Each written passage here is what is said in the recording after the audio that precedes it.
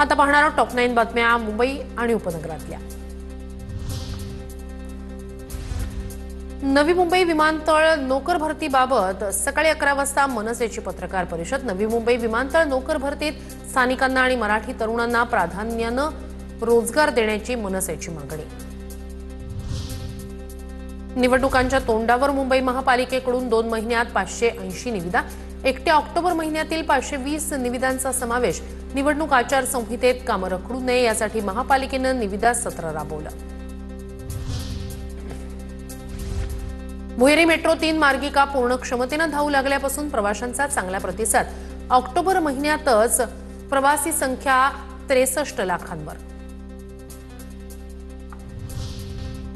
आम आदमी पार्टीचे राजू थोरात आणि कुर्ला विधानसभेतील अनेक पदाधिकाऱ्यांचा ठाकरेंच्या सेनेत प्रवेश।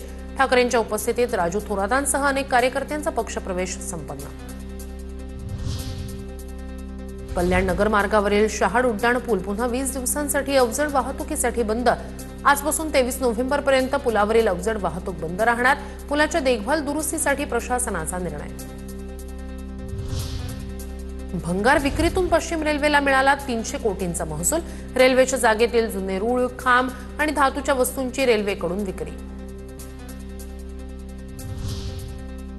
माथेरानच्या मिनी ट्रेनचा प्रवास पुन्हा लांबणीवर। तांत्रिक अडचणी आणि रेल्वे रुळांवरील रखडलेल्या कामांमुळे मिनी ट्रेनचा प्रवास रखडला। 8 नोव्हेंबर पूर्वी मालगाडी चालवून होणार मार्गाची चाचणी।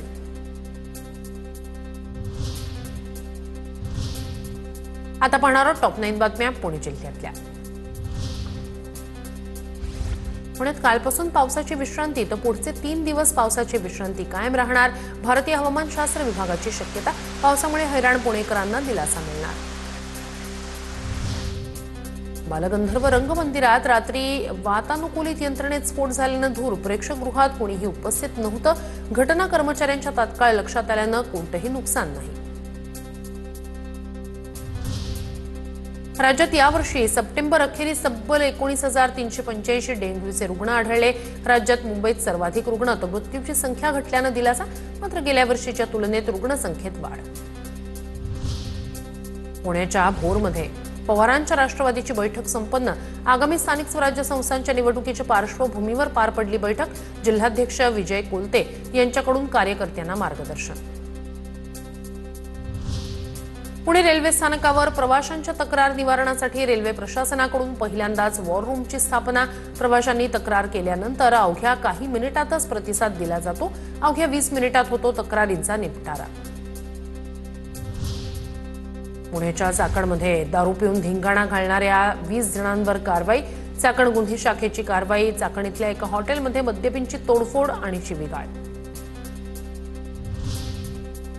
पुण्यात राजगड तालुक्यातील पाबे घाटात बर्निंग कारचा थरार। आगीत कार पूर्णपणे जळून खाक। वेळेस बाहेर पडल्यानं कारमधील प्रवाशांचा जीव वाचला। रविवारी संध्याकाळच्या सुमारासची घटना।